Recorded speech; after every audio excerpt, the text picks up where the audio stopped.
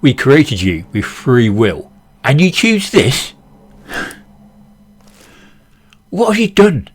And more to the point, what are you now doing? I mean, you service your car every 6 months, but you won't talk to a therapist until your brain is in flames? So, first off, do you believe in aliens? Can you see and hear me? Good. Well, that answers that question then, doesn't it?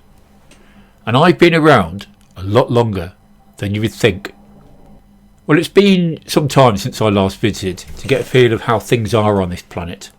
And I decided this time I'm going to occasionally adopt a form of a human being and blend in, so I can truly understand what it is to be human in this era. And if it hasn't already clicked in that human brain of yours, which I helped spark into existence, I am Mike, an alien to your planet, creator, therapist, Earth protector and tourist. And you're going to hear all about my observations, opinions and mild disappointments with the human race, along with some hints to get you back on track. Note I said Earth protector, which is protecting the Earth. You know, that planet which you think you own, but you don't. To blend in with your ideas as someone to respect, I did initially try and adopt a human host form of what you expect a great spiritual being of wisdom to look like. The old man, long flowing beard, white robes, the whole celestial mentor look. You know the one. Frankly, I wasn't impressed with it. Not only did I look ancient, I felt ancient. My back and knees ached. I was a little too big around the middle. I got out of breath walking up the stairs, and don't even get me started on getting up in the middle of the night to go to the bathroom. What on earth have you lot been doing with these bodies of yours and eating? That's not what we intended for humans. You're supposed to be intelligent, the self-aware species doing great things, not eating rubbish, struggling with dodgy joints, popping ibuprofen and squinting at your TV with blurry vision. Couldn't you have popularised the image of someone at their peak? Maybe an athlete in their 20s, male or female, doesn't matter to me. Someone intelligent, strong, vibrant, and most importantly, with good knees. And as for those white robes, honestly, have you ever tried to keep white clothes clean? One drop of HP sauce and it's over. So I've decided that look isn't for me, and certainly not a fragile old knackered body. So I'm in my natural form now, here and now, appearing to you as an alien. I'm going to share some of my superior intergalactic wisdom with you to help you guide your journey toward better mental, emotional, physical health.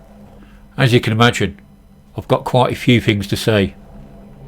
Not just about maintaining your health and balance, but also about the state of your planet.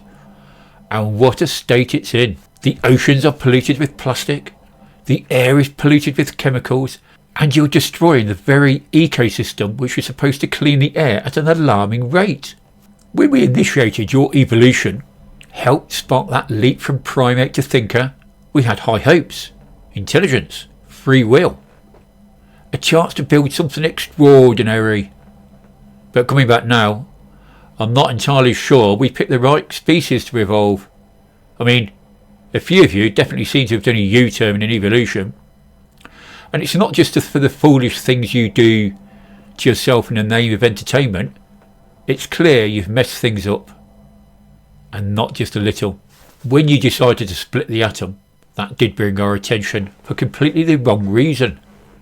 If you're not too careful, history will repeat itself, and you'll wipe out everything, and you'll be back to living in caves again. So as I experience the quirks and temptations of human free will firsthand, I'll help you out by discussing some of life's deeper questions and the small peculiar choices that make up your daily lives. Along the way, we might even touch on the actual existence of other aliens and the various cover-ups, conspiracy theories going on, and in some cases what actually happened in my humble cosmic opinion. But let's not get ahead of ourselves.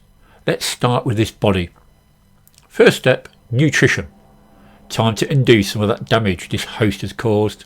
One of the cornerstones of human well-being is a healthy diet. But let me be very clear. Your primary foundation is mental health. Everything starts here. Your thoughts, your sense of purpose, your ability to regulate emotions. These are what dictate your actions, your relationships, your long-term potential. Your brain is quite literally the motherboard for your entire life experience. And unlike your smartphones, it can't just be rebooted when it overheats. When your mental health is thriving, everything else, sleep, motivation, creativity, decision making, follows. But when your mind is overwhelmed by stress, trauma or imbalance, it triggers a cascade of effects through your nervous system, hormones and even your gut. Yes, your gut. You humans have a second brain down there, a little known fact that might explain why your mood drops after a fast food binge. It's not just guilt, it's biochemistry. That's why the food you consume matters more than you think. The abundance of foods you now have far outweighs your needs, yet many of you are addicted to high calorific diets of processed foods, and much of it is linked to your mental health. Your brains are designed to function on nutrition-rich foods, not ultra-processed foods full of sugar, salt and additives, chemicals, all marketed in colourful wrappers. What you were truly meant to eat when my species nudged your biology forward: whole, unprocessed foods like fruits, vegetables, lean proteins and whole grains.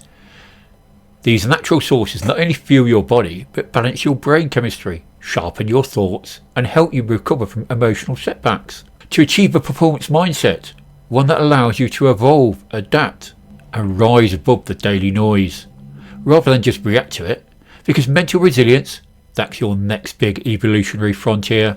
But let's shift from the internal to the interstellar for a moment, because whilst we're rebuilding your mind and body, we'll be exploring some of the deeper scientific truths about the universe, the kind your textbooks skim over. You know the ones, the unsolved incidents you file under mystery or myth. Roswell, Rendlesham, Phoenix Lights. You've heard the stories. Lights in the sky, craft with impossible physics, mysterious beings, government denials, curious timing. Let's just say some of it's not fiction. And some of what you call science fiction, that's not just imagination. It inspired your real-life scientists to ask the right questions, to chase technologies seeded into your collective consciousness through the very thing you call pop culture. Much of your sci-fi is rumour turned research, reverse engineering disguised as inspiration. And some of your breakthroughs, let's just say the universe has a few tricks up its sleeve, and it's been known to leak a cosmic coincidence or two. Whether it's wormholes, dark matter, multiverse theory or time dilation, trust me, we'll get into it. And by the time we're done, saying you'll be shocked being an understatement. But let's not get ahead of ourselves. First, let's get your body working properly again, because you lot sorely need it.